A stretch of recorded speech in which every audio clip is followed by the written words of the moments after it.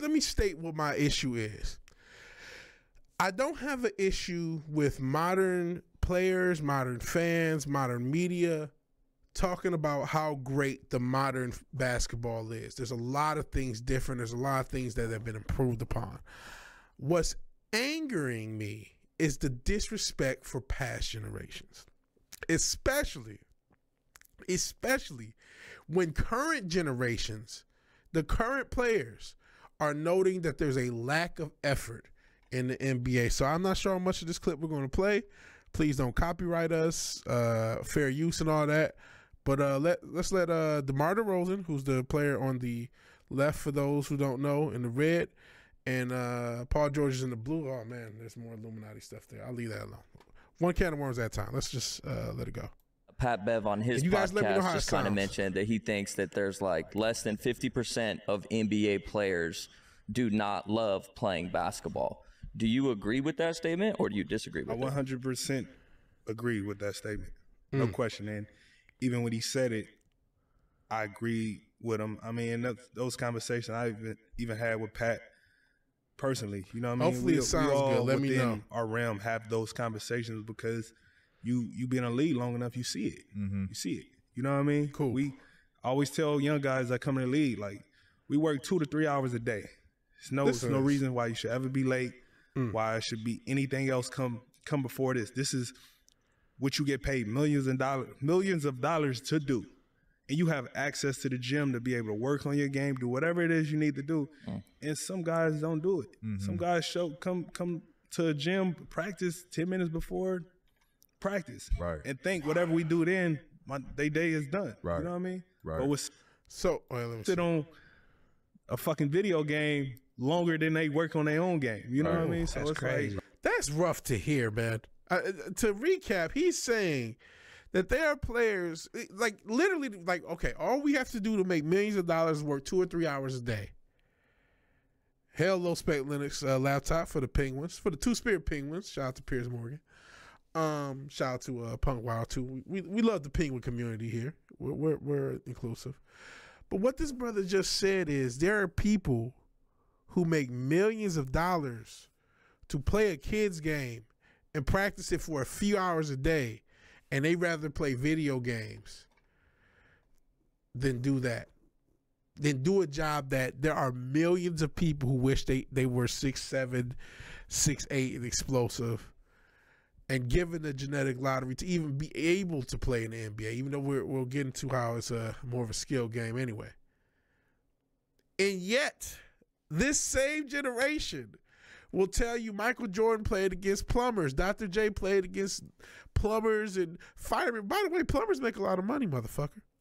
Garbage men. That's all they were milkmen. They were anything but real athletes. And that's just BS. Don't get me wrong.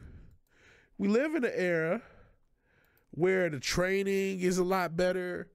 You know what I'm saying? Even I, as a regular human, have a better handle than I did when I was a kid because of all these fucking drills. See, back in the day, you couldn't just learn how to dribble. You know what I mean? They didn't have all the little shit they have now. Oh, just put a bag over it, do all these little finger drills and do all these.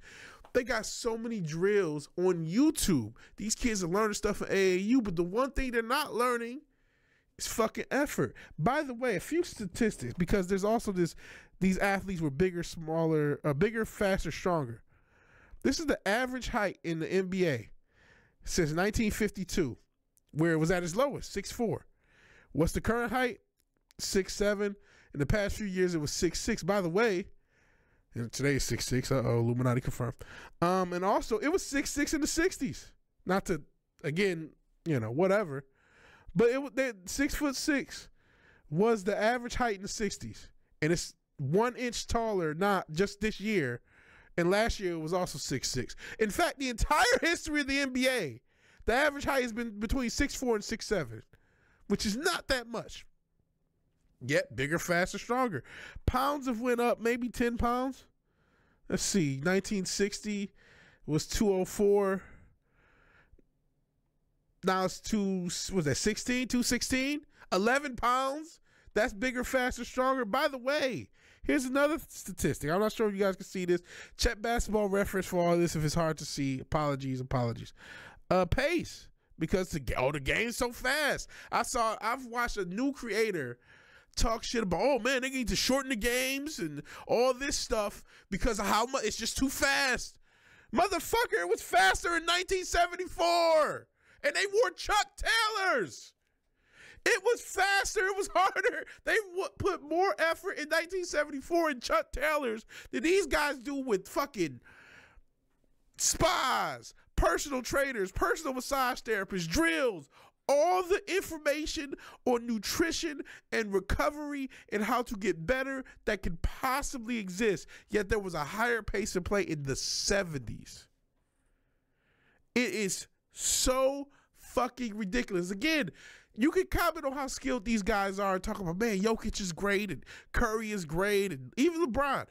They're great. Cool. I'm not telling you not to big these guys up, but for fuck's sake, stop it with they're just plumbers. No, they weren't. They were the best at the time given the information they had. If you took someone, if you took LeBron back then, he would just be the greatest and I would just be the greatest. No. Yes, maybe but he has to adhere to the rules. If you ever watch one of those old games, you can't do all the dribbling shit you can do now.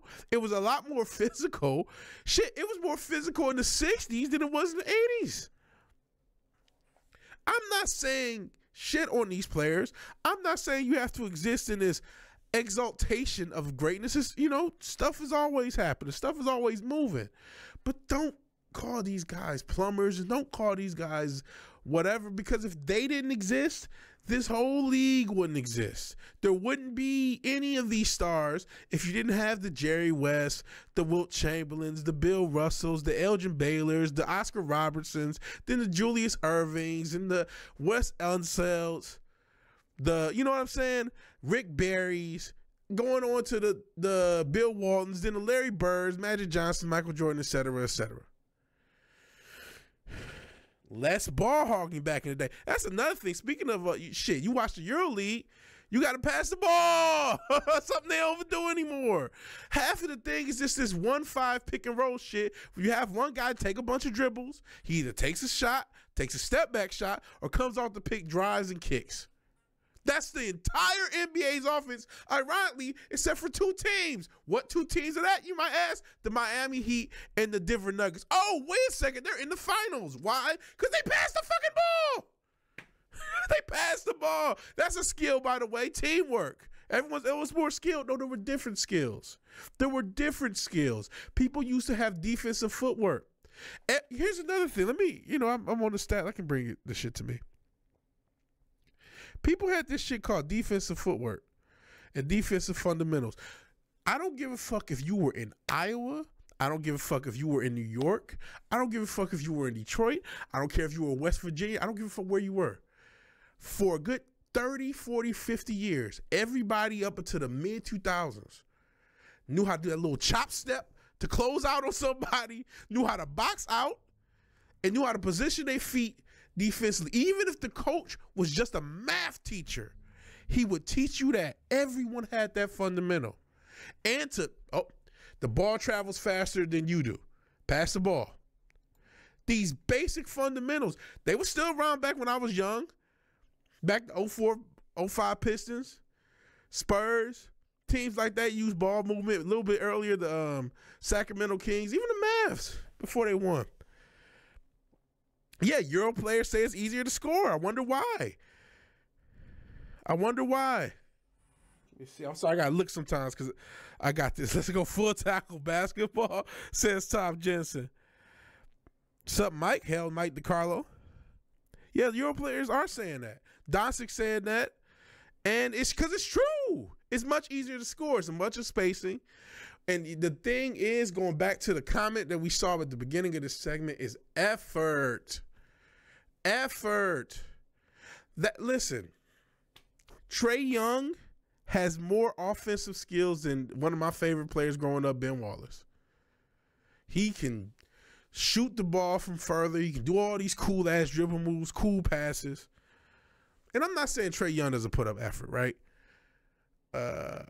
But, you know, he's not the best defender. Shot selection ain't great. There's a lot of critiques for these players. But Ben Wallace, you know what he gave you? Couldn't shoot. Couldn't dribble. He gave you fucking effort. I seen this guy live in person in the building, sometimes from good seats, sometimes from nosebleeds. But that motherfucker gave you everything he had every fucking game just because he gave you effort. Yes, the scoring was less, but we got effort and therefore we liked it. How else do you think societally we were able to even allow in our heads that players were making, you know, for the time, $500,000, millions of dollars playing a game? Because the people who played those games, I mean, you can take it to any other sport, NFL, hockey, baseball, effort. Remember Pete Rose running out singles? That effort, that's what we like. That's what we watch. We connected to that effort. You can't teach effort. Just nowadays, you know what they're going to say in the future? All the people who think they were plumbers in the 90s on back, they're going to say this generation was a bunch of TikTokers. This generation was a bunch of Instagrammers. Bunch of Instagrammers slinging up bullshit shots. Ironically enough, it's going to take European players to save this league. It's going to take that. I mean, think about this. You have a team like the Miami Heat, a franchise like the Miami Heat that's enjoyed a lot of success over the years. Past few years, a couple trips to the finals. It's in Miami. One of the best, you know, if you're a celebrity, you think that's a cool city to live in. I visited once. The beauty out there is real. The money out there is real. No tax, no state tax because of Florida. Yet they can't really get free agents. You want to know why? They're one of the few franchises that require you to run, require you to keep a certain body fat percentage.